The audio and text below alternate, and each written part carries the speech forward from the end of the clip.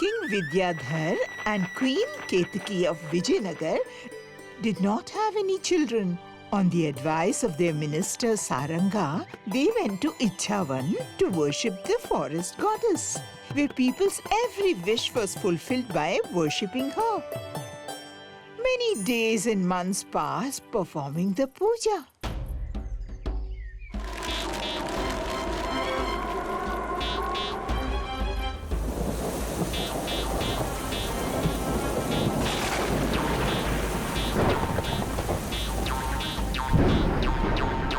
Ultimately, the forest goddess was pleased by their prayers. I have understood your problem, my child. In a few months from today, a beautiful princess will be born in your palace.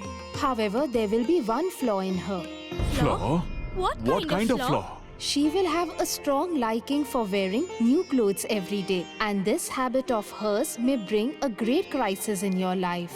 So tell me, do you still wish to have a child? Goddess, it doesn't matter if there is some pain along with such great happiness. As you wish.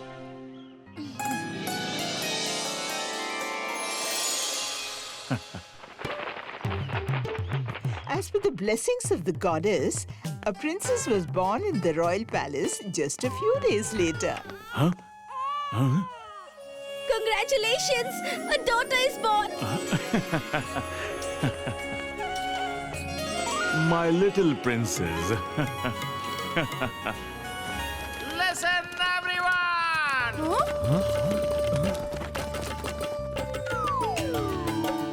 As soon as this news spread throughout the kingdom, the entire kingdom lit up like Diwali in celebration of the king's joy.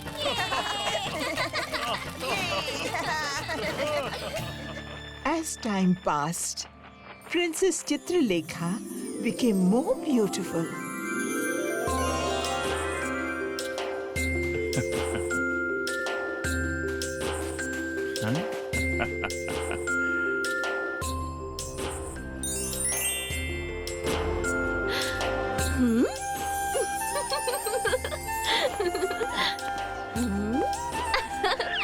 You must be feeling tired from keeping it on your head all day.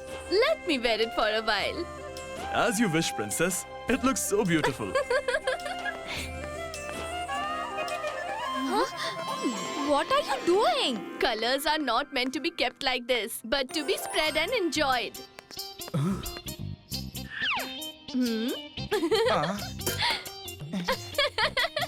You're looking good. Where is my special attire for today? Here it is, princess. Huh? Huh? What is this? Will Princess Chitralekha wear such ordinary clothes? Even after my instructions, you haven't added any diamonds to it. And where is the work of golden flowers on it? Pardon me, princess, but when I went to the minister, I couldn't get the necessary things. For the time being, please choose and wear one of these clothes. Once Princess Chitralekha wears a dress, she does not even touch it again. And you are talking about re-wearing these? The prince's collection of jeweled clothes kept growing, and the treasury kept emptying. As Chitralekha grew up, the goddess's warning to the king seemed to be coming true. Is the treasury empty? With your presence in the palace along with so many soldiers, such a major theft occurred and no one knew. The thief should be arrested as soon as possible. Forgive me, my king, forgive me. But this is not any kind of thief's work. The entire treasury has been exhausted in making the princess's clothes. What did you say? Making clothes? Yes, my king. This is a time of critical crisis for our kingdom. I tried to inform you, but every time you refuse to listen, saying that whatever the princess wants should be given to her. So, what should I do? So what did he say wrong in this? Calm down, princess. Don't talk like that. Don't forget that I have to take care of the entire people of the kingdom along with you. The entire kingdom was immersed in worry. Seeing the severity of the situation, the king comes up with a solution. The king went to the forest with his daughter to seek help from the goddess. Oh, goddess, please help. I have come here to seek your help. Have mercy on me, goddess.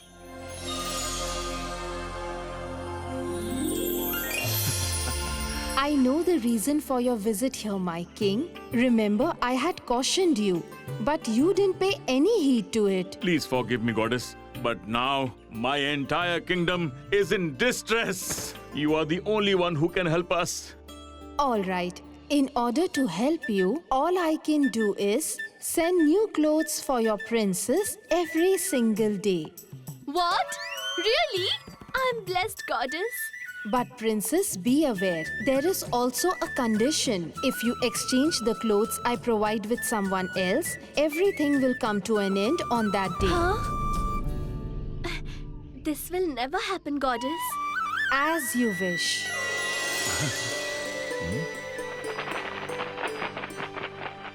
From the very next day, new clothes used to appear for the princess every day, and she felt quite happy while wearing them. The days, months, and seasons changed. But what didn't change was the princess's restless mind. After enjoying for some days, the princess began to get bored of wearing the goddess's clothes. And with time, she even forgot her promise to the goddess.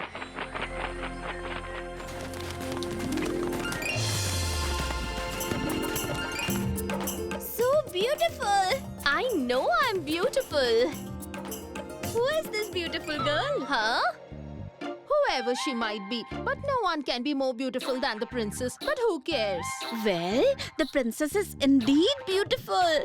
She has precious clothes and jewelry, but she still looks so lovely even in these ordinary clothes.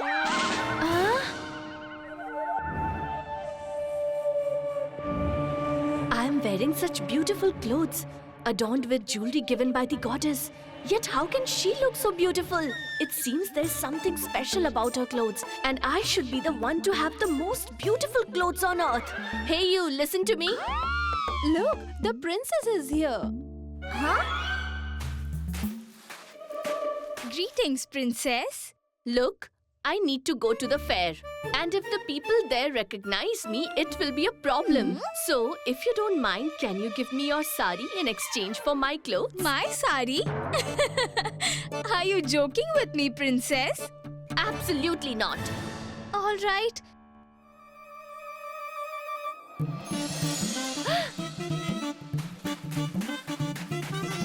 Huh? What's this?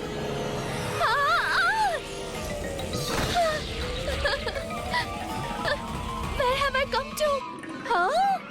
Even after my warning, you have exchanged the clothes I gave you with someone else, and you have dared to disobey my command. For this, you will surely be punished. What mistake have I made? Please forgive me, goddess. There is no forgiveness for not obeying my command. Huh? You will have to leave this world immediately. No, no, please don't do this, goddess.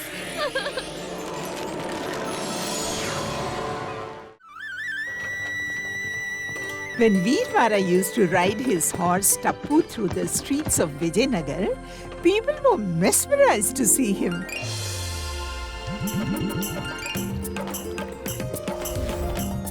Tappu's sparkling eyes, beautiful hair, and graceful walk were admired by everyone.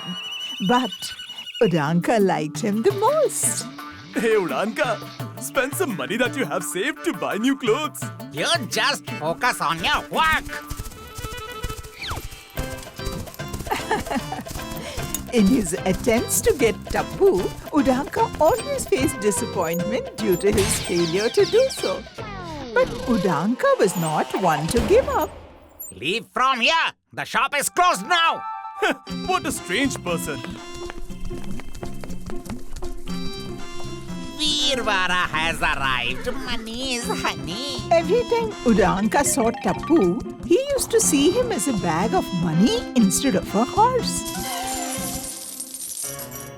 My Tappu.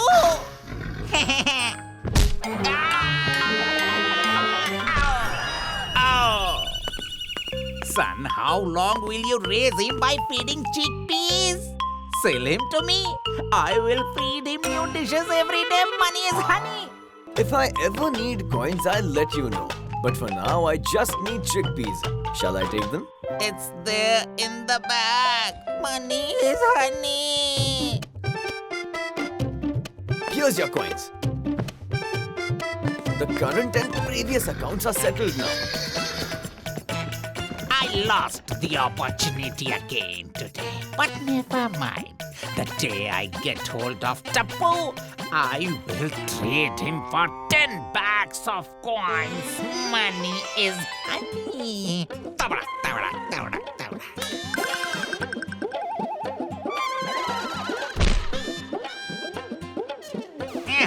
I will get this horse by any means necessary. Money is honey.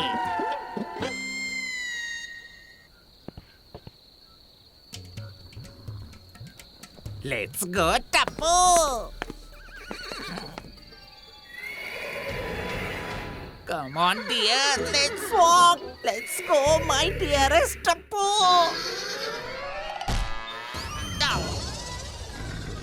He is just as stubborn as his master. Money is honey. Look what I have brought for you. Oh, my dear Tappu, will you eat halwa? I have puri for you. Okay, take some kheer. Are you a horse or a donkey? Now eat quickly. I have brought so many dishes cooked in pure ghee just for you. Udanka came to steal Tappu. He thought of stealing the horse overnight and selling him in another town. And no one would even know about it. But he was wrong. What is this sound?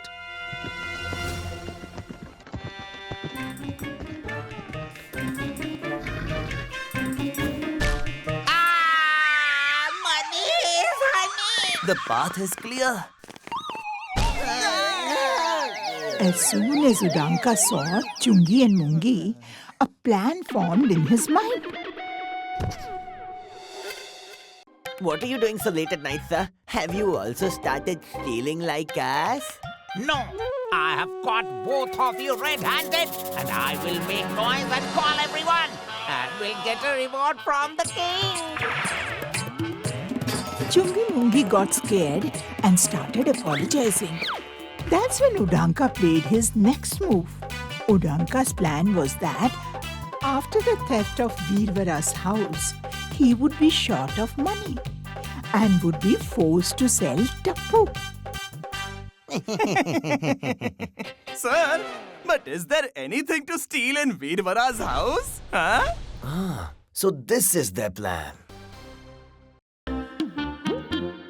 Veervara had heard about Udanka's plan, so he took out all his coins and filled the bag with stones.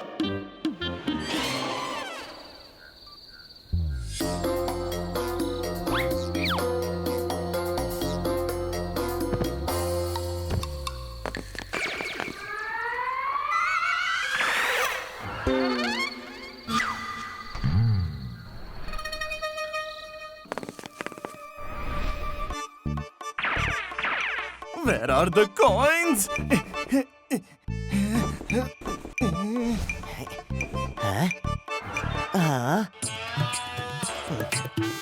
Oh, what is this? Come out, come out! Oh no, come out, come out!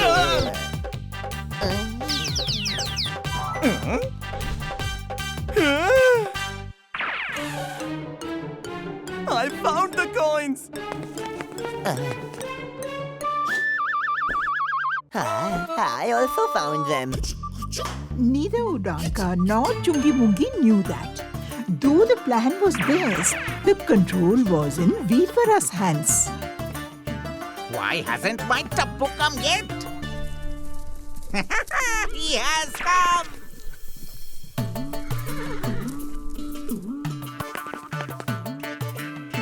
Sir! The next day, as soon as Veervara mentioned a theft in his house and requested Udanka if he could borrow some chickpeas for Tappu, Udanka said, I can give my life for you, money is honey.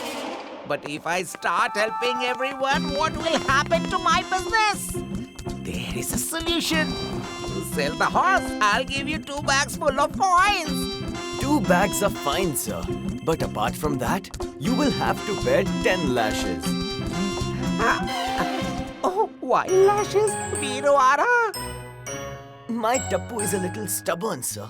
If you can bear 10 lashes, then I'll believe that you can also tolerate his tantrums. Udanka was a true businessman. He was getting a horse worth 10 bags of coins for just 2 bags. He thought that for so much profit, he would bear the lashes.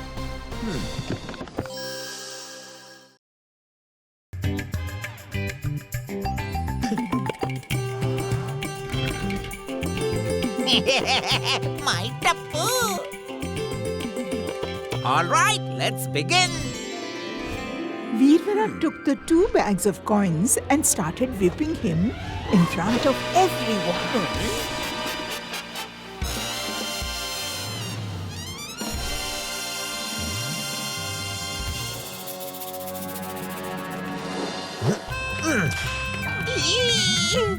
One! Veervara was whipping Udanka and Udanka was enduring it. But it was not like eating laddus that he would enjoy. 2! 3! 4! 5! 6! 7! 8!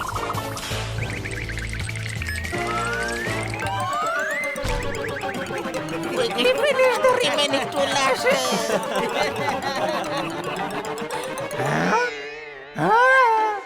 What happened? I really can't see your pain, sir. I'll finish the remaining 2 later. What? But give me the horse! Oh, I will give the horse after you have received 10 lashes. Are you playing smart with Udanka? Oh no, my dear Tappu!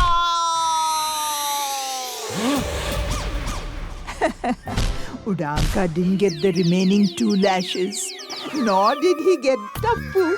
But he surely got a taste of the fruit of his greed. So now tell me, Uppi, do you want free vegetables? Huh? No, Amma. Neither vegetables nor the lashes. I'm leaving. Thank you, Amma. You take these coriander leaves for free.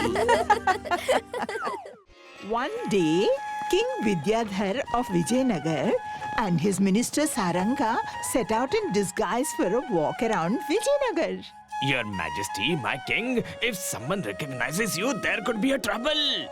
Don't worry about that. Just look around you and see how happy everyone is. The potatoes have arrived on a ship. Grab them before they make a swift trip. When I see our people happy and joyful, my heart fills with happiness. Look around, Saranga. You will not find a single person who is not happy. Pardon me, my king. But what we see all the time is not always the truth. What do you mean? I mean, one who is satisfied is the only happy person. So we need to investigate how many people are truly satisfied in reality. If you permit, I have a plan in my mind, my king. For me, it is essential to know whether you all are genuinely happy and whether all your needs are being fulfilled in our kingdom or not. Is there anyone present here who is not happy? I am so happy, my king, that I do not even have the desire to go outside for business. Money is honey. Our kitchen is always filled with food. What else do we need, my king? Yes, yes. Our business, all our affairs, everything is going well. We are all very happy. That is good to hear. Minister Saranga? My king, my king. After hearing your words, our king felt immense joy. And to share this happiness with all the happy people in the kingdom, tomorrow the royal garden will be opened. There are many rare fruits and flowers in the garden that you can eat and even take home in your bags. The royal garden was closest to the king's heart and very special, where he had planted various types of fruits and flowers from both within the country and abroad. Enjoy the delights of the royal garden, everyone. The king will meet you at the back gate of the garden shortly.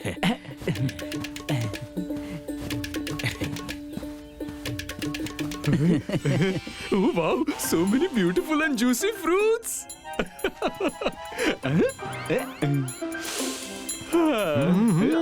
Wonderful. It feels like this garden belongs to another world. You people keep wasting time in conversations. I am going to fill my bag first. Money is honey.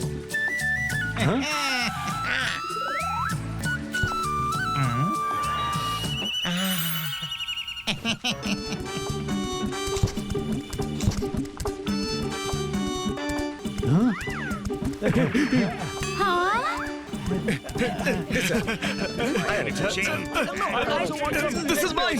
I want some too.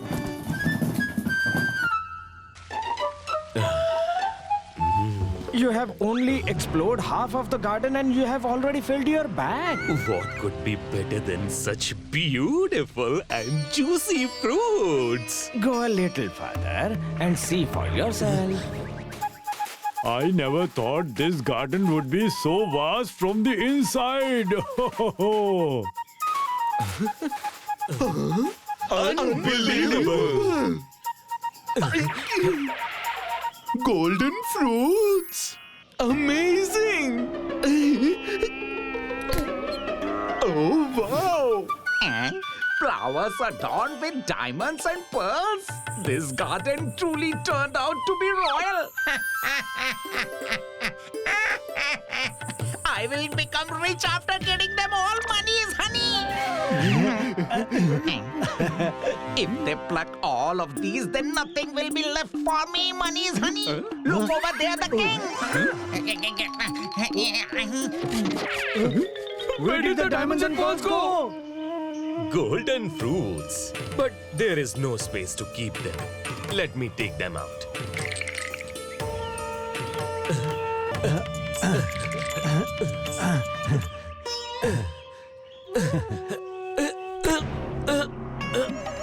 Leave it. You leave it.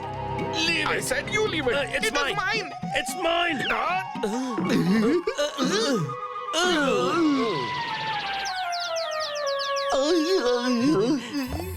Hey, I want these too.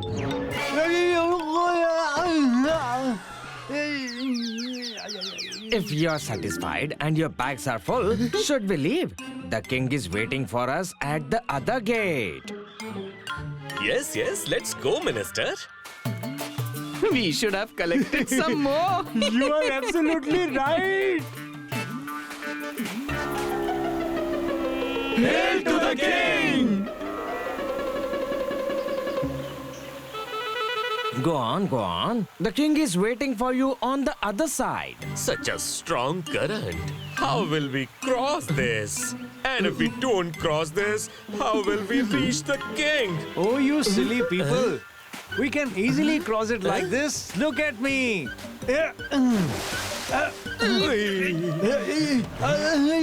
Oh, someone save me. I'm drowning. The water is very deep. Drop the bag, or else you'll be swept away by the strong current of the water. No, I'm not leaving this bag under any circumstances. Oh, let it go. Save me! My golden fruits! All my efforts have gone down in the water! Hurry up, the king is waiting for you.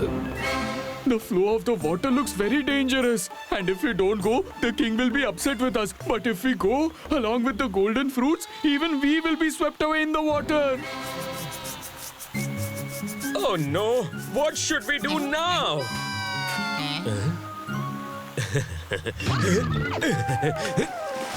Oh, fool, what have you done? Why did you leave the golden fruits in the water?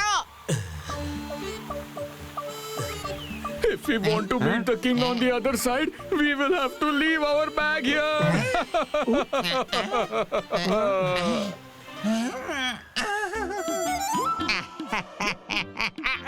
Oh, what happened? No, no, no, no, no, no, no, no, no. What all I had planned and what has happened now? Money is honey.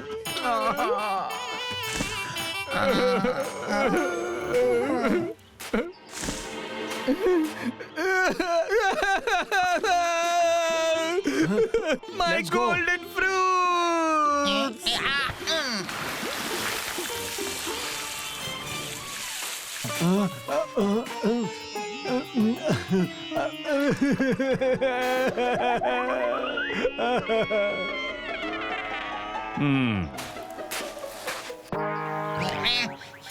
Even after collecting golden fruits, we couldn't get them. Those who were talking about contentment and happiness until yesterday had become greedy upon seeing the golden fruits today. And upon witnessing this, the king felt very sad.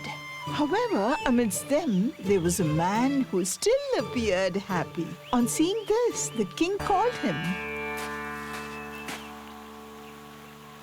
Aren't you sad to see so much wealth slipping away from your hands? What is there to be sad about? You gave us the opportunity to roam in your royal garden. That is a matter of great pride and honor for us. Anyway, I didn't take any golden fruits.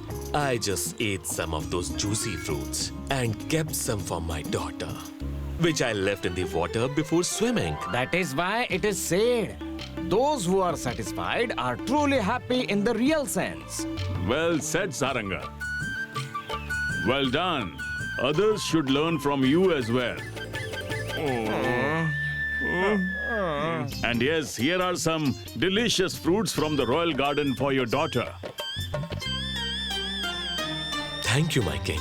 This is the story of a father and son, Rajeshwar and Lakshman, who had never seen a city in their lives. After many days, finally, the day came when their wish to visit a city was about to come true. Get up, Lakshman. All the chickens, peacocks, elephants and horses have already woken up and you are still sleeping like a lazy bone. Wake up quickly.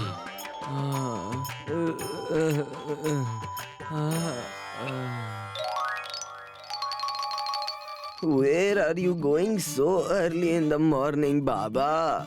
Not just me, both of us. There's a big fair in the city. If you want to go see it, get ready quickly. What? The city? Yay! We're finally going to the city! All right, stop it. If you keep dancing like this, we'll be late for the fair.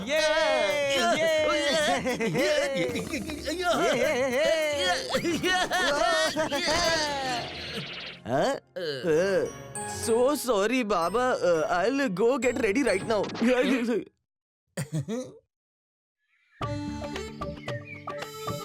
Our Pawan is my pride and joy. Yes, he's my pride too. Let's go.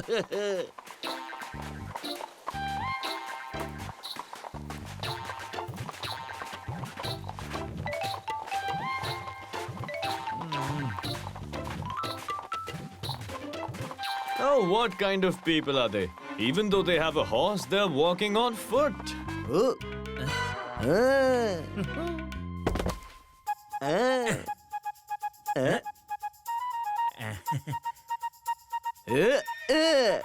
What have you done? Baba! Someone catch my horse! Baba! Son!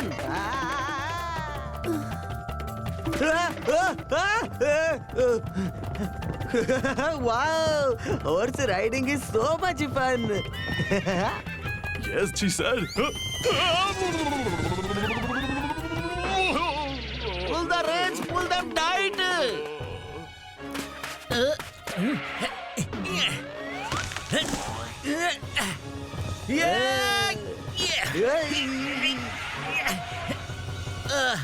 Got him. Now he won't run anywhere.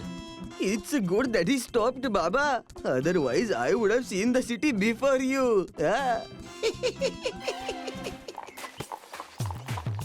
Look at the times we are in. The father is walking on foot and the son is riding the horse. What to say now? These kids nowadays. You are right.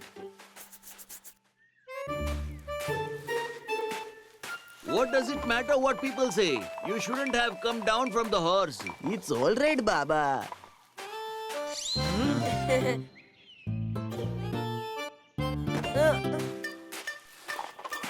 Get down, come on, get down. The little child is walking on foot, and you yourself are sitting on the horse like a king. Aren't you ashamed? No, Uncle, you're getting it wrong. Quite, absolutely quite. Don't say anything further. And you, if you try to sit on the horse again and make the child walk, I will teach you a lesson. Oh, it feels like my back is broken.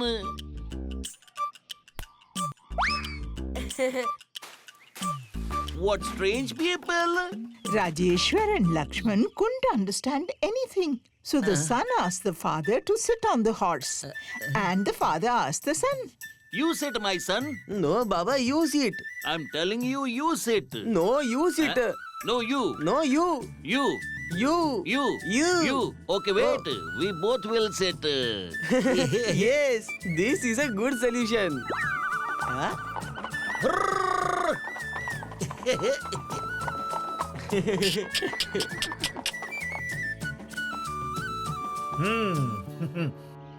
Huh?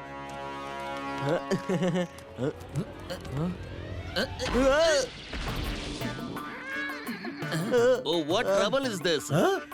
He is not the trouble, but it's you people. This poor horse can't even speak. At least understand his feelings. Look at him. He's so tired of carrying the burden of the both of you. Huh? Heartless people. Forgive me, my friend. You have opened my eyes. We have done so wrong with our poor horse. He has borne our burden for so long. Now we will carry his burden.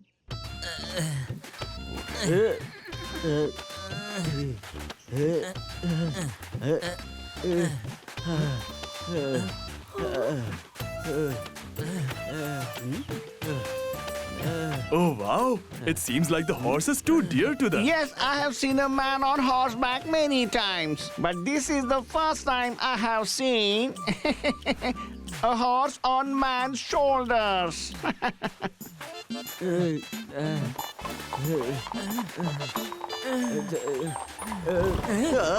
What has happened to him now?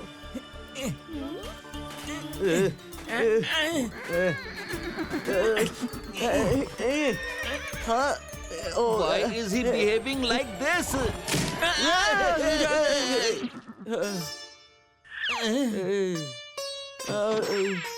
Baba, you didn't get hurt, did you? Run, my son!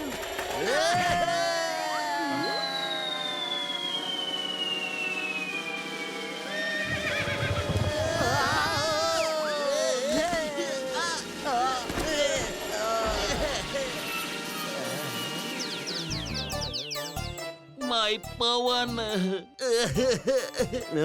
Where has my Pawan gone? Your Pawan ran off in that direction.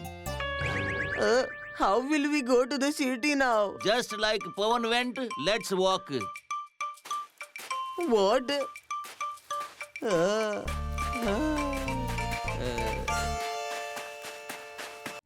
If you like this video, subscribe to our channel Murthy Media.